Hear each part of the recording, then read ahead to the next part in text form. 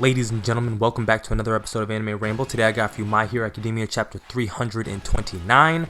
What is going on? Well, ladies and gentlemen, the US #1 hero has finally arrived. Star and Stripe. She better show the hell out. That's all I'm going to say, okay? I have to get that off my chest now. She better put in work, because All For One hyped her up so much this chapter by saying that she could turn and sway the course of this entire war is extremely big. He's 100% aware of her quirk. I wouldn't be surprised if he's tried to get her quirk in the past. With her being All Might's mentee, I can only assume that she's going to have a quirk similar to All Might, or one of All Might's quirks, okay? Flying might not be her thing. She was riding on the back of a jet, but she comes in with a lot of hype, not only being the #1 hero, but with the fact that you have to protect her at all costs. If All For One gets his hands on her, well, it's over. That's it. That's the intro. Let's dive right into the chapter review. If you are new, go plus ultra and smash the subscribe button. Let me know you rock with the content that I put out on the channel. Let's dive right into it. I said what I said in regards to Stars and Stripe, not with the expectation that she's gonna go down. I really think that she is going to be the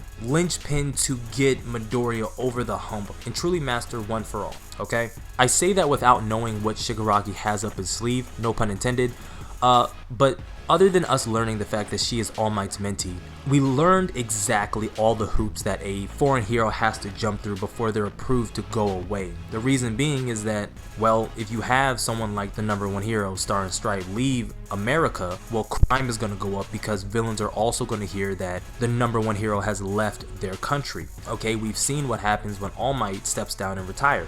Just 6 months later, an entire prison break happens, and now you have every villain that All Might has tried to capture and has captured running amok on the street. Everyone else, organized crime is coming back up, and you have All For One talking like, look, I have people in other countries, and I'm just gonna hit them up and let them know what's happening so you can either get out or something along those lines. But you can make the parallels that it's possible something similar could happen in the US, just like the breakout that we saw from Tartarus after All Might was out as Japan's #1 hero. Shit hit the fan. Now, I don't think that's what's going to be the case. If it was, I don't see how the series would be coming to an end if more trouble pops up across the sea. It's possible you could get a spinoff, but I'm not here to talk about that. It doesn't change the fact that it's on the table, especially with everything that we got regarding All For One. Him speaking on having all these sleeper cells and agents in other countries just waiting for his call. Now that you have Star and Stripe out of their country, out of America, are one of these sleeper cells going to get activated to either try to get Star and Stripe away from Japan and get her immediately called back? Not that I think that she would go, but it could be a situation. All of that fails in comparison to what we said regarding how if he gets his hands on Star and Stripe's quirk, the rest of this war will be a walk in the breeze for him. Well, what quirk does she have? Something that could turn the tides of war in one go, and ace up the sleeve maybe. I don't know, something that powerful. Of course it could. All right, you could combine quirks, you could do a lot of things. Even, you know, if you're not combining quirks, there is that element of you having your father's quirk and your mother's quirk and getting a complete hybrid that is just OP in and of itself. There was an actual phrase for it in the early chapters of My Hero Academia when Todoroki and Bakugo had to retake the exam and they had to babysit those kids. I forgot what the actual phrase or theory was called.